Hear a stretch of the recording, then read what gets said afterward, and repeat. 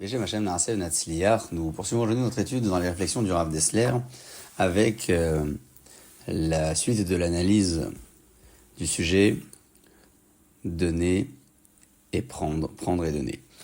Nos sages ont dit, plus grand est celui qui profite du travail de ses mains que celui qui craint Dieu. Que fait de grand celui qui profite du travail de ses mains?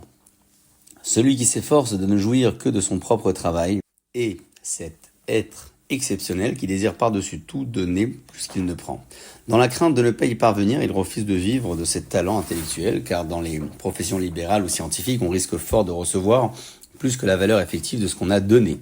Il préfère donc travailler de ses mains, à la sueur de son front, faire le travail le plus simple, le plus mal rémunéré.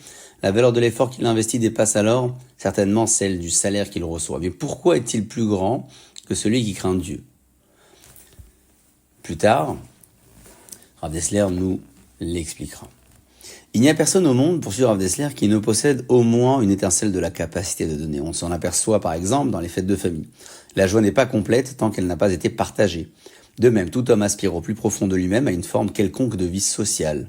La preuve en est que la peine de prison, qui consiste en une séparation avec la société, est considérée comme un châtiment très lourd.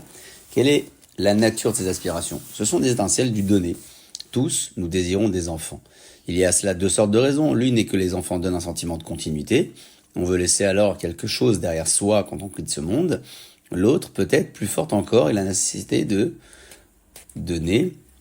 Et pour cela, il faut avoir quelqu'un à aimer et à qui faire du bien. C'est pourquoi les couples stériles adoptent souvent des orphelins qu'ils lèvent et élèvent comme leurs propres enfants. Il y en a même qui adoptent un chien, malheureusement, ou un autre animal domestique, et qui les traite presque comme des enfants. C'est bien un signe que l'élan du don est ancré au plus profond de l'âme humaine.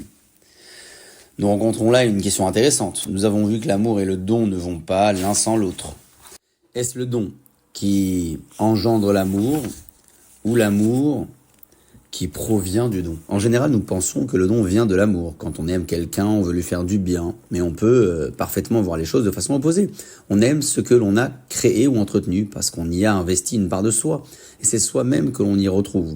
Il peut s'agir d'un enfant qu'on a engendré ou adopté, d'un animal qu'on a élevé, d'une plante qu'on a soignée, voire même d'un objet inanimé comme une maison qu'on a construite.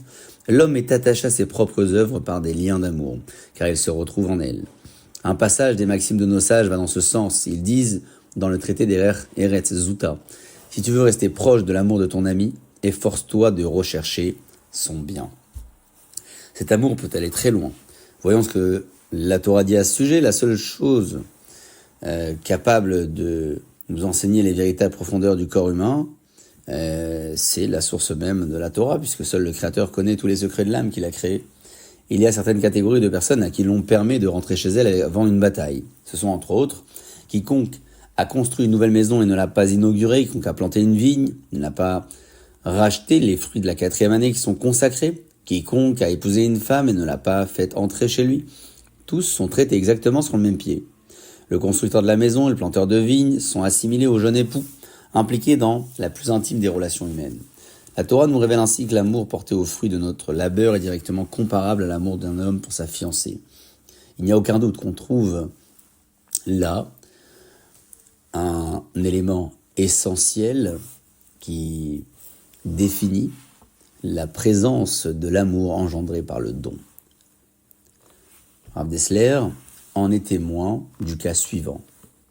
De jeunes parents avaient un fils qui adoucissait leur existence. La guerre éclata dans leur région et tous les habitants furent obligés de fuir.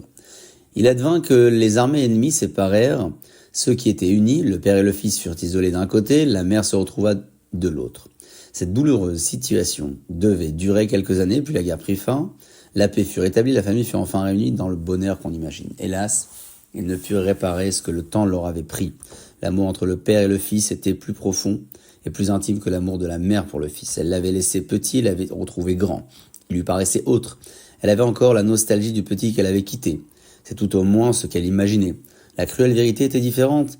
C'est le père qui avait élevé l'enfant à sa place. C'est cela qu'elle ne pouvait rattraper. Les 1001 petits actes d'abnégation de la vie quotidienne qui sont habituellement le lot de la mère et que le père avait assumé. L'amour engendré par tout ce don était entièrement passé au père.